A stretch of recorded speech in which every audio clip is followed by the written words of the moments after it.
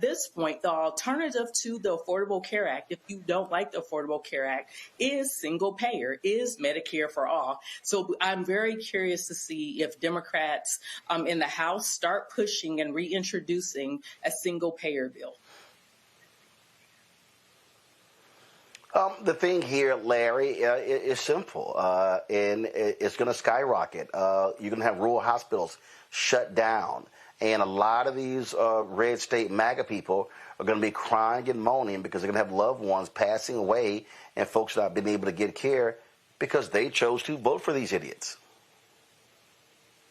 Yeah, Roland, this is like what we're seeing here, and obviously with the subsidies about to expire, you highlighted red states like Florida in particular are really dependent on these subsidies. And a lot of people voted for their own demise, which is part of a long history in this country. And Roland, we've talked about in your show the last couple of weeks, folks are getting, notices in the mail that their rates are going to go up dramatically. And what's going to happen is the uninsured rate is going to go up. And you talked about these rural hospitals that'll close. People won't have access. You talk about the disproportionate impact that will have on women who are pregnant. It will likely increase infant and pregnancy mortality rates. And we know particularly how those issues impact Black folks.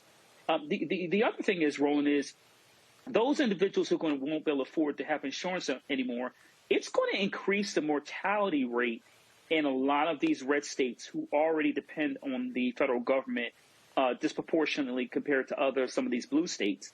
And this is going to be a long-term trend.